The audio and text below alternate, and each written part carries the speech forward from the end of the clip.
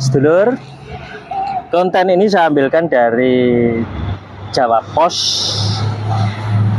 hari Minggu tanggal 4 Desember tahun 2022 halaman 11 ya. Nah, ini tentang latih keterampilan diri anak hindari perundungan. Nah, ini judulnya seperti ini. Ini saya bacakan, nanti saya kasih tanggapan dan saya kasih solusi lur ya. Nah, ini judulnya seperti ini ya. Tegas hadapi pelaku bullying dan berani speak up. Nah, ini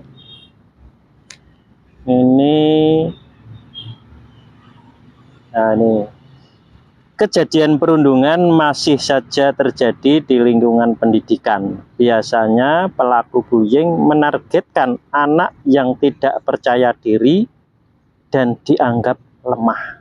Nah, apabila si korban punya self esteem yang tinggi, hal itu membuatnya lebih berani menghadapi pelaku bullying dan speak up.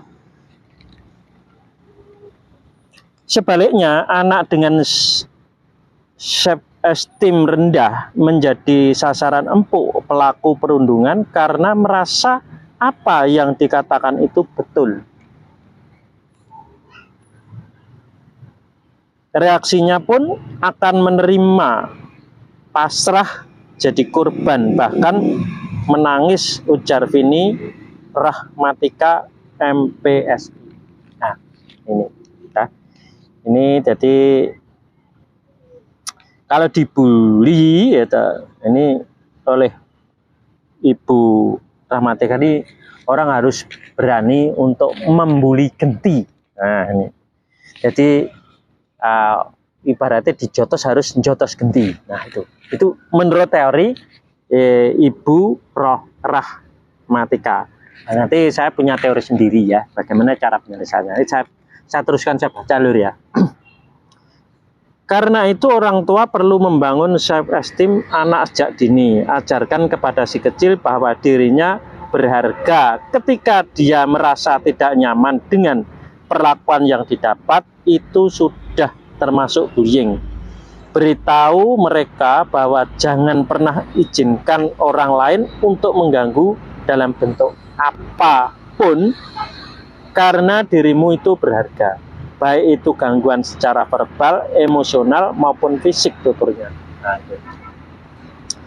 tentu membangun self esteem butuh proses, disitulah pentingnya. Jadi perlu proses, jadi tidak ujuk-ujuk mau langsung berani, tidak ya, dengan perlatihan.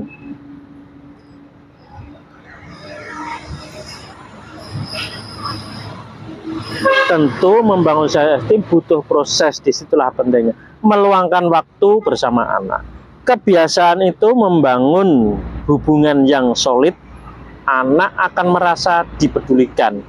Kita tidak bisa memantau anak 24 jam, sehingga keterampilan diri itu penting. Tiba-tiba menuntut anak harus berani. Kalau tidak pernah diajarkan ya susah, ujar Vini. Psikolog di Pusat Layanan Keluarga Sejahtera Pusangatra BKKBN Jawa Timur itu juga menyebut pentingnya mengenali karakter anak. Anak yang tipikal pemalu dan tidak suka berkonflik perlu dilatih menghadapi kondisi seperti perundungan. Bisa diajak role play. Misalnya kalau ada yang kamu seperti ini, bagaimana perasaanmu? Atau kalau ada yang dorong begini, kamu dorong balik. Itu kita ajarkan bahwa dia harus peka terhadap dirinya juga, jelas. Nah, ini kalau didorong gonta dorong, ini tidak ada penyelesaiannya. Jadinya apa? Berantem, gelut. Nah, ini orang itu melatih untuk saling ingin menangnya sendiri. Inilah yang diterapkan oleh orang tua itu seperti ini. Jadi ini jadinya malah apa? Runyam. Jadi seperti yang terjadi saat ini. Ya, nanti saya kasih jelasan lagi lur ya. Ini saya teruskan bacanya.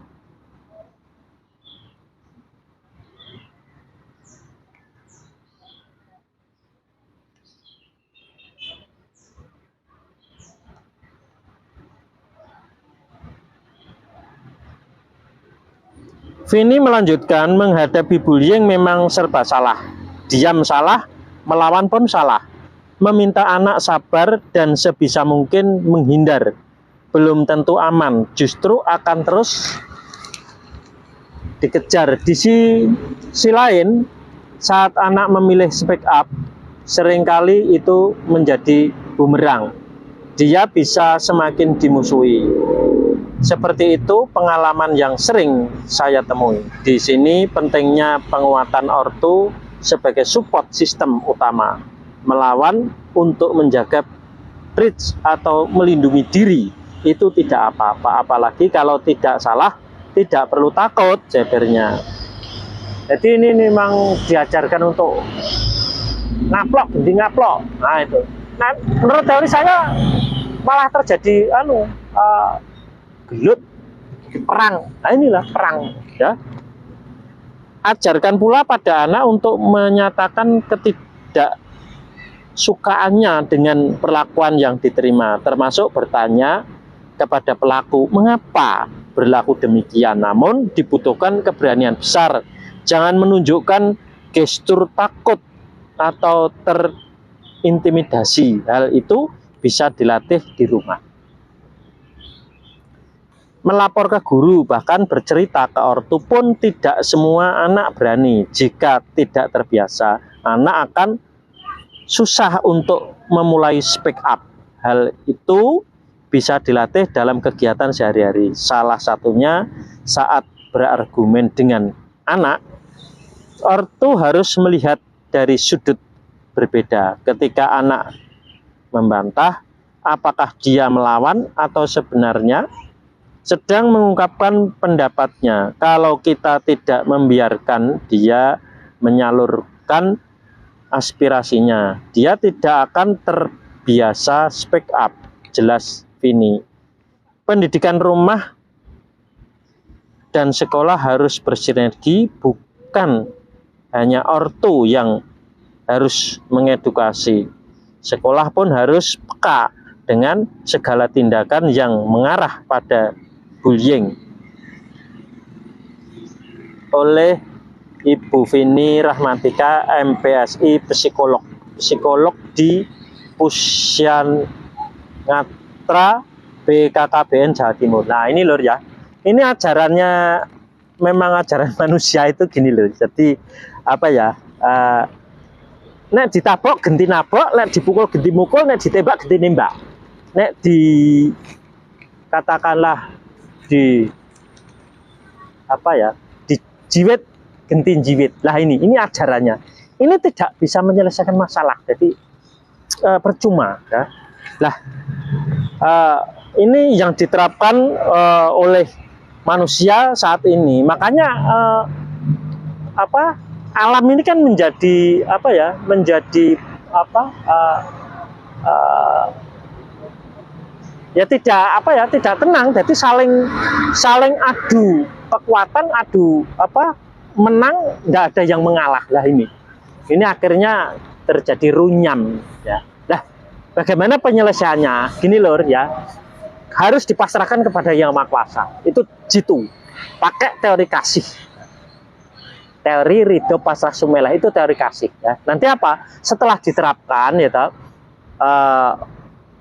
orang tua memberi ridho pasrah sumeleh pada anaknya, sedangkan anaknya menerima ridho pasrah sumeleh terhadap bapaknya. Lah ini hasilnya apa? Orang tuh tidak akan bully, tidak akan ngejek, tidak akan menyalahkan. Jadinya apa? Anak itu saling kasih, antara temannya itu saling mengasihi. Di sini, jadi teori kasih itu ini. Jadi jangan terus malah diajari untuk saling membuli. Nah, ini tidak bisa menyelesaikan masalah. Jadi yang diterapkan ini untuk Ibu Rini tadi ya. Nah, jadi kalau menurut masyarakat ini mungkin benar gitu, tapi bagi yang maha kuasa justru ini disalahkan ya. Nah, kalau pakai rito pasar sumeleh akan selesai. Jadi tidak dibully, malah sebelum memperlakukan bulian, malah ini tidak akan membuli sama siapapun, tidak akan menjelek-jelekan sama orang lain. Karena apa? Saling mengasihi. Jadi pakai teorinya teori kasih. Nah ini akhirnya endingnya bagus sekali ini kalau diterapkan ya. Nah makanya teori kasih ini diterapkan seluruh umat manusia, gitu. Entah itu muda, entah itu tua, pokoknya seluruh umat manusia ini harus menerapkan rito pasar sumeleh masing-masing terhadap anaknya. Jadi kalau pada tetangga tidak bisa, kalau pada murid tidak bisa, pokoknya pak orang lain tidak bisa ya. Saudara tidak bisa ya, harus ibu kandung dan bapak biologis ya nanti terhadap anaknya itu baru bisa ya. Selain itu tidak bisa. Jadi teori kasih ini jalannya hanya itu. Jadi tanpa itu nggak bisa. Nanti tinggal tiru aja lur ya, seperti ini ya. Untuk menyelesaikan masalah bully-bully ini ya seperti ini. Jadi itu teori akhir, jadi teori kasih dari yang maha kuasa. Terapkan lur ya.